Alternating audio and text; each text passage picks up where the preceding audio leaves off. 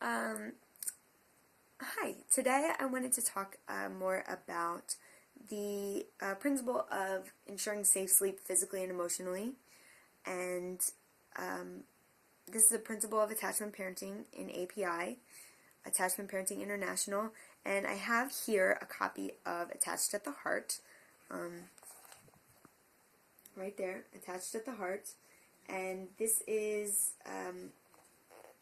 was written by Barbara Nicholson and Liza Parker, and they are the founders of Attachment Parenting International. And this book pretty much covers, A to Z attachment parenting. It covers the science behind it, the pioneers behind attachment theory, and just really goes into some cool anecdotes and details about attachment theory and attachment parenting and the 8 principles. So I'm just going to quickly list off the 8 principles, and then we'll talk more about ensuring safe sleep physically and emotionally. I touched on that in my intro video, but I thought we could talk a little bit more about that. So let me just go over the 8 principles, and we'll have videos on each one of these as the days progress. So the first principle is prepare yourself for pregnancy, birth, and parenting. Get ready, to welcome the baby in your home. Research your options for birth. Prepare yourself with parenting classes, with birthing classes, things like that. Really, a really important aspect of being a parent is, getting ready. Principle 2 is feed with love and respect. This pertains to things like breastfeeding, bottle nursing, weaning, baby-led weaning, preparation for solids, how long to breastfeed, things like that. Principle 3, and each one of these principles is touched on each chapter. There's a chapter devoted to them in Attached at the Heart, and it's just great. I'll put a link in the description to where you can purchase this book, because it's just awesome. Responding with sensitivity. That's basically a common thread throughout all of attachment parenting, but just respecting the value of a baby's cry, respecting the communications of your children, and being prepared to really take the time to listen and do your best to sort of empathize. Put yourself in your child's shoes and think, how would I like my parent to respond? Principle 4, use nurturing touch. And this is things like baby wearing, baby massage, cuddling, hugging, just the vital value of touch. And it talks in the book about when orphans are in a touch-deprived situation, it is literally deadly. They're having all of their needs met, for food and nourishment, but physically they're being deprived, and they literally they fail to thrive, and they will die. So that's like really amazing. Touch is so important. So then chapter 6 in the book, which is principle 5, ensure safe sleep and physically and emotionally. We're going to talk about that today. Principle 6 is provide consistent and loving care. A lot of parents struggle if they're going back to work. What kind of substitute care should I provide? And it just talks about the importance of routine and the importance of having that one primary caregiver in the attachment relationship, and ways to just, when you're away from your child, showing them pictures of yourself, or having a caregiver, remind them of mommy and daddy, and some really cool techniques there. And then principle 7, practicing positive discipline. A lot of API leaders will tell you that you could have a meeting about this principle every single month, because people are so interested in this. It's such a paradigm shift from the way most of us were raised.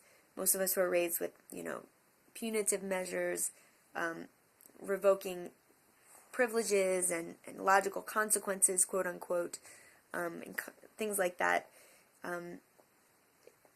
Most parents will, discover that these measures aren't really going to change the behavior. It's a focus on behavior modification and really not the underlying principle, the underlying root cause of the unmet need that's generally the basis of a behavior difficulty, and that these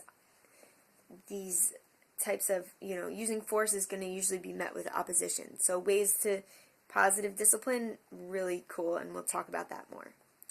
And then principle 8, strive for balance in your personal and family life. Attachment parenting is not martyr parenting, and in order to give your child the attention and affection and do your best for your children, you have to have a wellspring of energy, and so that requires self-care and also respect for everybody in the family, and respect for everyone's needs and finding ways to meet everybody's needs. So today we're going to talk about ensuring safe sleep, physically and emotionally. With attachment parenting, most people are aware that attachment parenting promotes co-sleeping and bed sharing, which are technically two different things. Co-sleeping is sleeping in close proximity, but not on the same surface. Bed sharing is sharing a sleep surface. Zara's waking up here. So when a child is co-sleeping with their parents, they're generally on either a cot in the same room, or a sidecar, which is like a crib with one of the sides taken off and then pushed up adjacent to the parent's bed, so it's easy to reach and comfort the baby, but they're not actually on the same surface. Bed sharing is sharing the sleep surface. This is recommended for, I'll just kind of enumerate the things that are recommended. It's recommended for breastfeeding families only. The child should be on the same side of the bed as the mother rather than between the parents. And if there is an older sibling, it's recommended that older siblings not share a sleep surface with an infant or a newborn. The sleep surface should be firm, clear of excess bedding.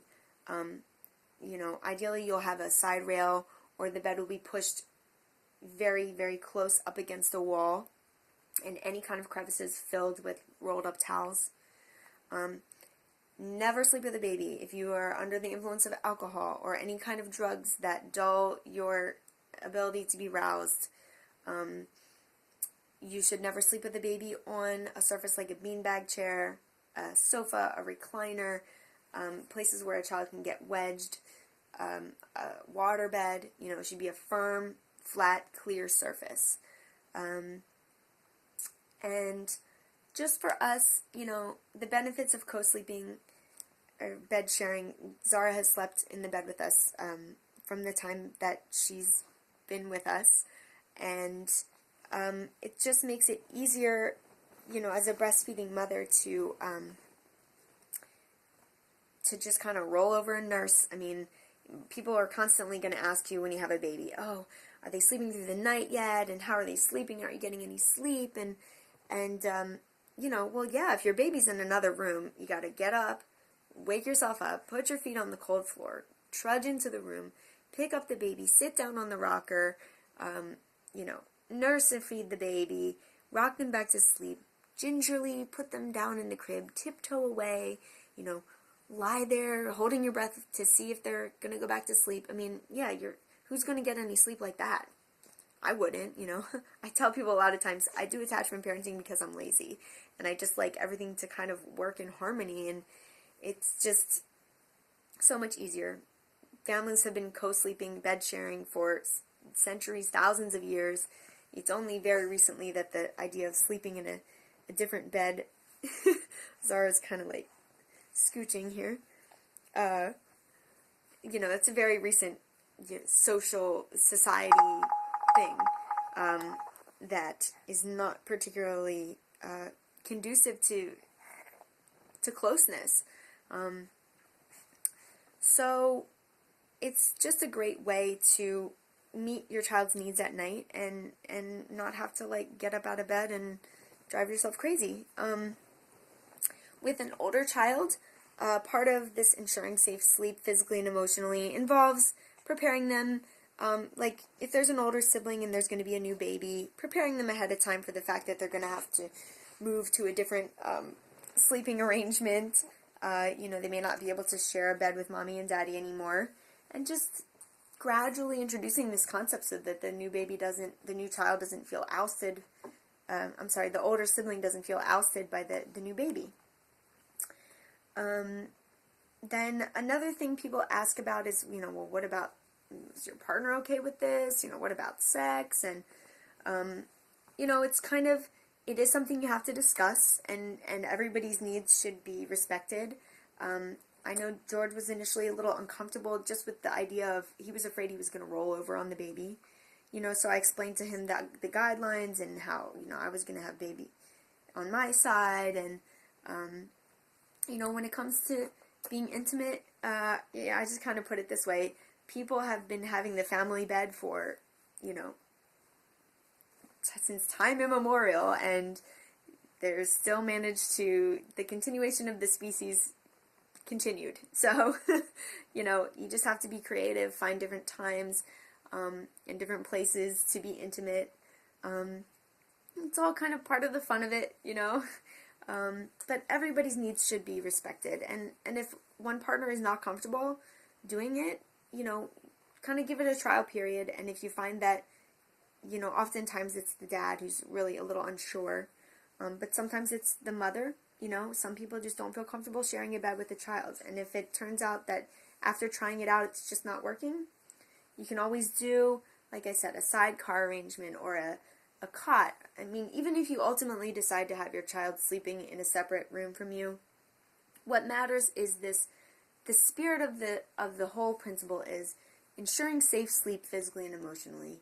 And that means just being there when your child needs you, and being responsive to their needs at night. It's not always going to be convenient, and you're going to be tired.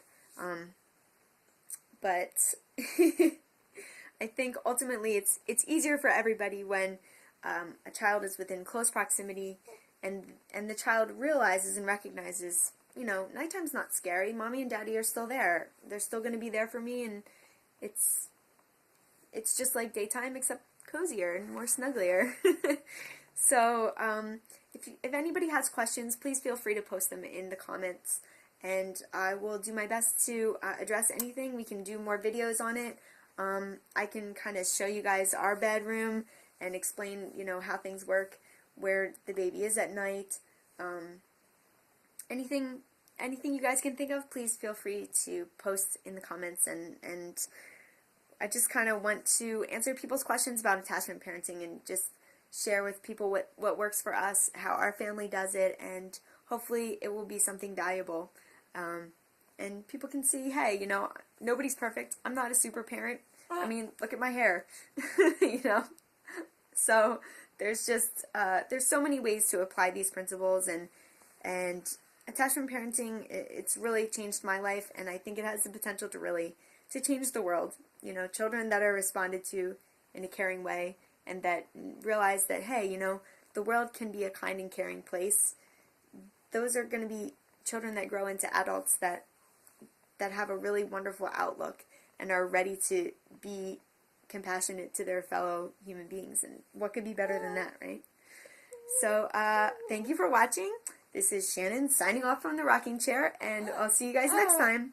Are you ready? You ready to say bye-bye? Bye, Zara. Bye. Bye.